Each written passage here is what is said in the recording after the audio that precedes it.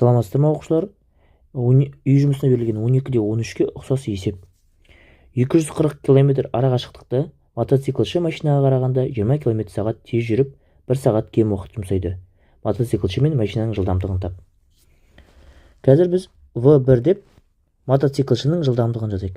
Мотоциклші жылдамдығы. V2 деп машинаның жылдамдығын алайық.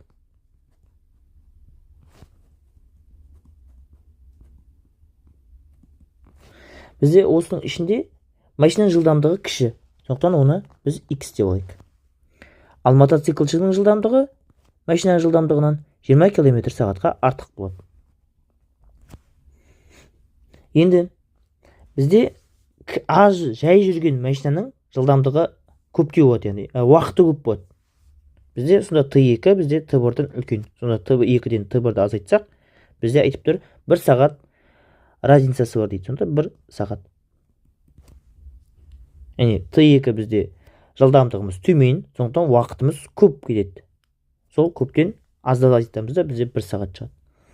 Формула бойынша уақыт арақашықтықты жылдамдыққа бөлгеннен шығады. Сонда T2 бізде 240-ты X-ке бөлгеннен шығады. Азайту 240 бөлу X қосу 20 тең болады 1. Толықтауыштар береміз. Ортақ бөлім келтірейік. X қосу 20, мынаяқтан X-тен береміз. Сонда бұл 240 X қосу 4800 болады. Бөлу X қосу 20. Азайту бұл 240 X бөлімде X қосу 20 тең 1. Енді азайтқан кезде бізде 4800 X квадрат плюс 20X тең болады 1. Бұл жерде пропорциямен шығарамыз, яғни мына екеуін көбейтеміз. Ол тең болады мына екеуінің көбейтіндісіне. Сонда болады 4800 тең болады X квадрат плюс 20X. Сонда бізде квадраттық теңдеу шығады. 20X азайту 4800 тең 0. Енді мына квадрат теңдеуді дискриминантпен шығарайық. Дискриминант. Бізде бірінші A коэффициенті 1-ге тең, V коэффициенті 20-ға тең, S коэффициенті минус 4800-ге тең деп тауып алайық. Дискриминант бізде V квадрат формуласы бойынша минус 4 көбейту A көбейту S, яғни 20-ның квадраты минус 4 көбейту 1 көбейту минус 4800 тең болады 400 қосу 192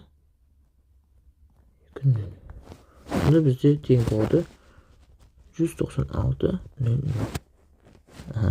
Енді 196 бізде ненің квадраты?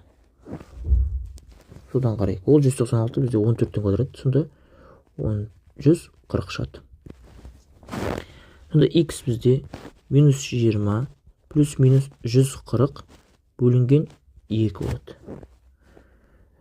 Енді қазір біз екі мәнін алу керекпіз. Бірінші, минус 20 минус 140 бөлінген 2, немесе минус 20 плюс 140 бөлінген 2 деп алу керекпіз.